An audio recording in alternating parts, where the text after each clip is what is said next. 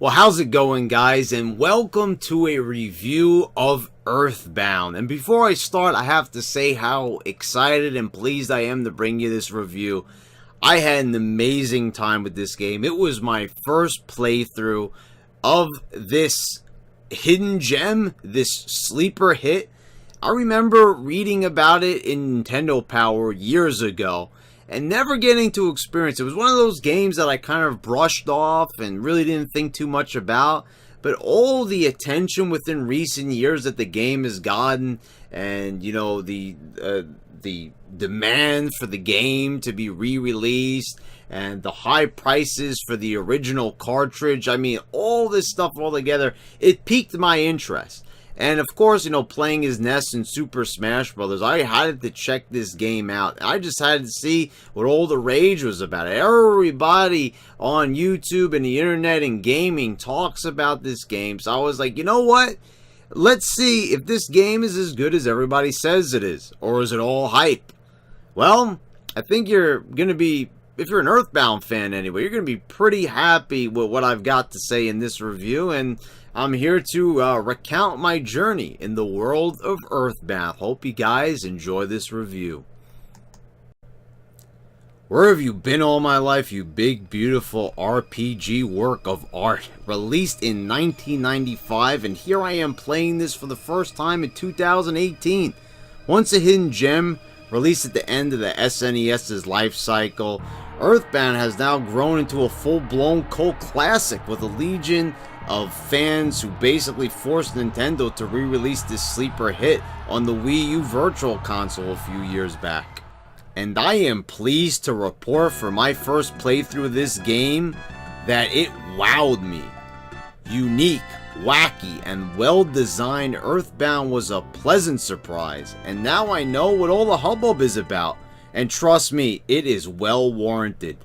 The story sees a young boy, Ness, who you can name at the start of the game, and of course I named him Brad, pretty good name I'd say, and his quest with his band of friends to fight through a massive invasion of aliens and monsters to thwart the interdimensional force of Gygus from taking over the world. And boy oh boy, this collection of villains has gotta be the most diverse, creative, and downright bizarre to date, and still has yet to be rivaled. And I thought Earthworm Jim had some crazy enemies. Ness is battling piles of vomit, mind-controlling gold statues, self-aware taxi cabs, and crazed speed limit signposts. There is no limit to the craziness and whacked-out designs of these enemies. The art style, albeit simple, is very cute and charming, and it fits in well with the world we're exploring. The battle system is also simple. In fact, you can't even see your own characters, just the enemies. But I actually enjoyed this battle screen setup, and surprisingly didn't view it as a shortcoming, but instead as originality to set it apart from the other RPGs before it, such as Final Fantasy, for example. Earthbound's HP system is one of the most intriguing features of the battle system and the game as a whole. As you take damage, your HP counter will roll down, and if you are mortally wounded, you have a chance to heal before it hits zero, which adds a new dynamic to the battles, never seen in RPGs or any game before it. Along your adventure, you will gain new friends and party members, which is 3 in all: Paula, Jeff, and Pooh. Yes, I said Pooh. But they can also be named anything you want at the start of the game, just like Ness, each of which has defining features. Ness is the strongest and eventually ends up as with the most PP, and man, he has a lot of PP by the end of the game. I'm talking about it's like nearly 600 points. He will also ideally act as your healer, as he can raise your party members' HP and heal them of various elements such as poison and paralysis. Paula is your sort of love interest and the mage of your party, and has the most PP, well, for most of the game, until, you know, towards the end when Ness gets just a massive amount of PP. She has great elemental powers such as her fire, freeze, and thunder attacks. Jeff is the Donatello of the group, being able to fix and utilize various items and weapons for battle, but he has no PP, so you won't be doing any spells with him. Pooh is the warrior, but his attack power is surprisingly weak, and he can only equip one specific weapon. And when you know it, it's one of the hardest to obtain in the game, and it's all about dumb luck and is determined by a drop rate of enemies at a particular moment in the story. Luckily, he has healing spells and magic attacks that are basically the same as Paul is to fall back on. Oh, and trust me, you will need all the help you can get to traverse this insane intergalactic madhouse that is the world of Earthbound. The situations you will find yourself in and the characters you will meet will absolutely floor you. And some of the boss battles will put you through the whacked out ringer. And am I fighting a freaking circus tent? Yes, one of the bosses is actually a possessed circus tent. When was the last time you talked about a video game and ever had the opportunity to utter that sentence? Needless to say, your time spent in the zombie and ghost-ridden Threed is one of the biggest highlights in the game.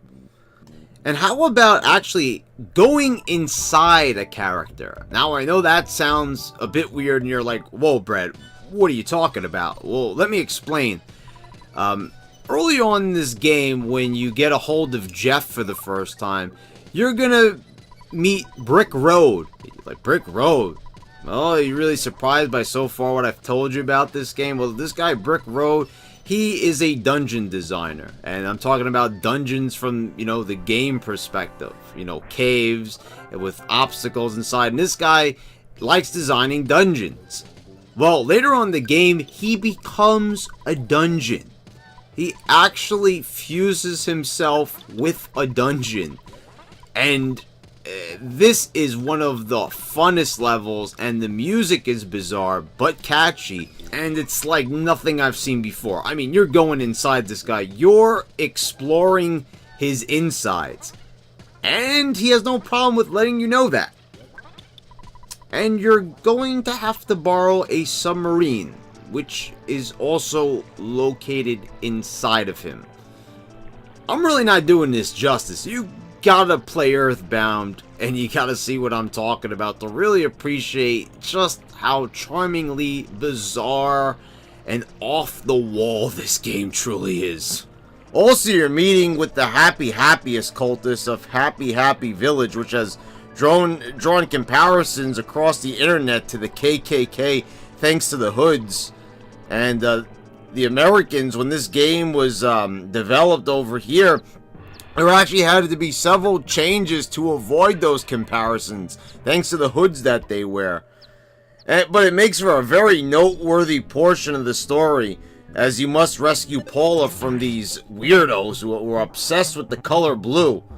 Wow, this game is weird, and I love it! And you know what else I love? The fight with Gygas. Oh my god, the feel, vibe, and visuals during this battle is off the charts, and I mean we are way off the charts and in another universe where charts don't even exist. This is one hell of a boss battle, and it puts creativity and epicness on a whole new level and standard I never even knew existed before playing through this game. I mean, look at it and listen to this music. This game was so much fun and has so much charm, and I fell in love with it. And they just end it with one of the most fitting and satisfying endings I've ever had the pleasure of witnessing. Game designing contemporaries could learn a thing or two. I'm looking at you, id Software, and your ending for Doom 2016, yeah. Now, as far as the theories go for this game, I figure what a better way to wrap up this review than by talking about the ending of this game and the Battle of Gygas and what it all means. People for years and years have been coming up with all different theories about, is Ness Gygas? Who is Gygas exactly? And why does he have so many different forms, and he really doesn't even have a basic form? So, is he truly an alien? Is he a spirit? My opinion on it is basically that Gygas is sort of a mental thing manifested within Ness.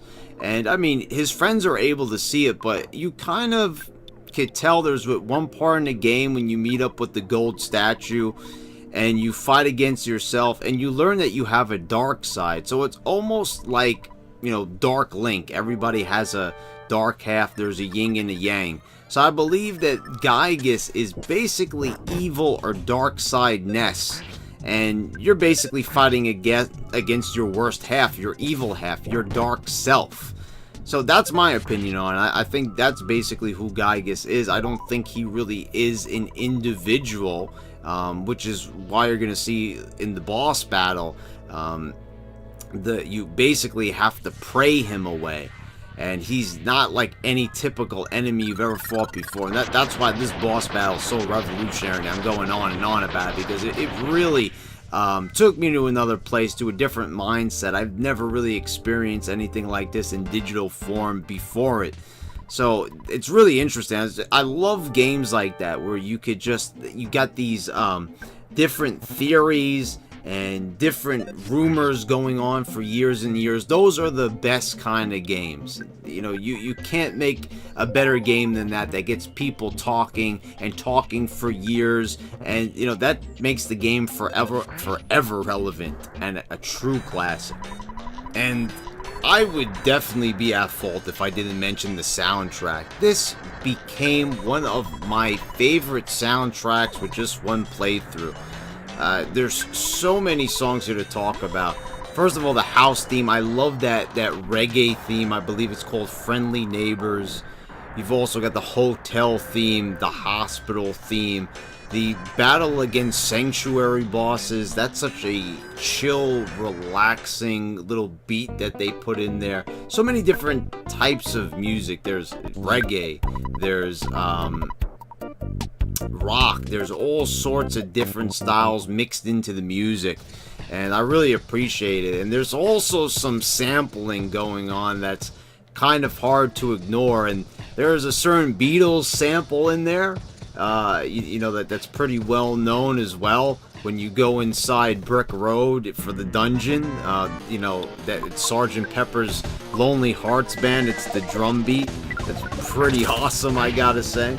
And of course, the battle against Gygas, that music, as I already stated, is just amazing and fits the battle so well. You want to talk about a final boss theme, that's how it's done.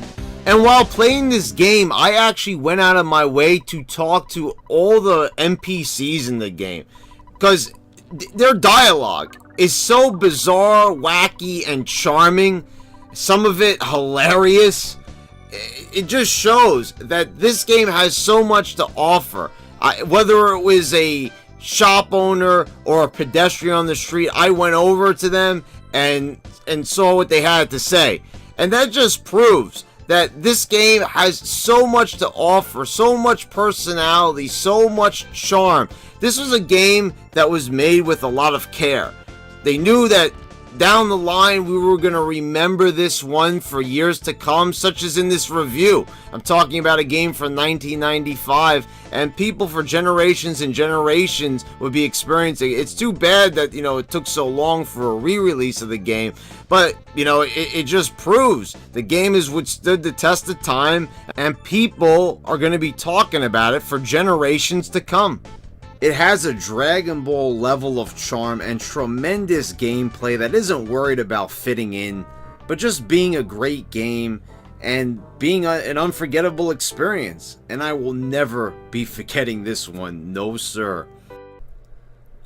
So that's going to do it for this video. Thank you for watching, guys, and check out the links over here and check out some of my other videos. I'm sure you'll enjoy them, especially if you enjoyed this one. So that was my experience at Earthbound. Hope you guys all enjoyed it.